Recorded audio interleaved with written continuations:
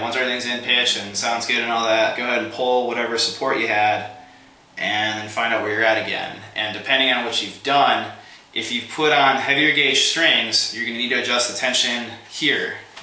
If you put more tension here, you got to put more tension here. Think of it that way. If you go down, same idea. If you got 4 springs in here that's just cranking this thing down, and you go down to a lighter gauge of strings, and you're not going to need all that tension to keep the bridge down, you're going to have to relieve some of it, otherwise your bridge is just going to be clamped to the body of the guitar. So I'm going to go ahead and tune it all up and pull out the supports, see where we're at, and we'll come back for adjustments. So one cheater thing I like to do is, if you just Google guitar tuner, the first thing that comes up, it says online guitar tuner. If you click that, you end up with this generated thing where you can click through each string,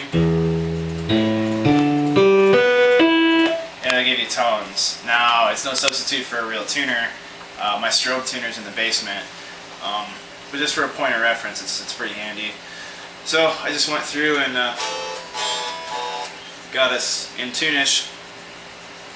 I'm going to go ahead and pop out the 9-volt now and see where we are. Now, here's the thing. All this stuff has got to adjust. That thing was set into place where that 9-volt was. And it's going to stretch a little bit. We won't know how much for a little while. Basically, the kind of rule of thumb with the Floyd Rose is once you think you got it all done, you're not. So, I'm going to go ahead and let this hang out for probably a while and come back to it and just see how bad it is. A couple things you want to be looking for is, again, the actual position of the bridge itself. Like right now it's definitely high, but we'll see what happens is that the springs settle out and all that kind of stuff. Chances are, because we put on a slightly heavier gauge of string, what we're going to end up having to do is just cranking these guys in a little bit at a time. Little increments do make a big difference. You know, that people really stress that in their videos and in all the research you'll read and stuff like that. So we're going to go ahead and let the guitar chill out for a bit, see how bad it is, and then we'll come back and we'll adjust the claw if need be. Okay, so here we are the next day. We let the Floyd Rose sit overnight, and it's not too bad. It's tuned up to pitch, the nut is unlocked, and I don't know if you can see the exact angle in the video, but it isn't that high. And again, that's happening because we put on a slightly heavier gauge of string that's got a little more power to pull with, and these springs aren't adjusted to handle that extra tension. So again, you want to make sure the nut's unlocked because you're going to need a little swing. And what we're going to do is, we have the back taken off still. Just got a regular Phillips head screwdriver, and again you have these 2 screws that go into the body, and they pull this claw that pulls all the springs. That'll pull that bridge back down a little bit.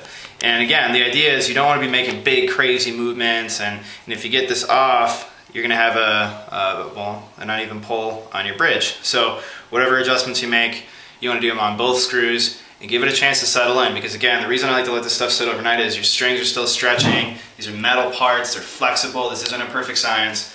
So we're going to go ahead and just make some little adjustments one at a time. It's probably going to take me a while.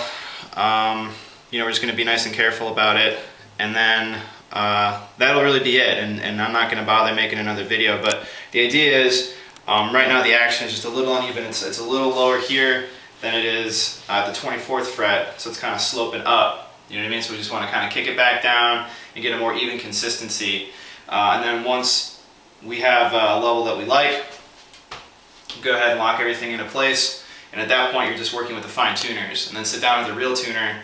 Again, I have a strobe tuner. It's got like these oscillating red circles.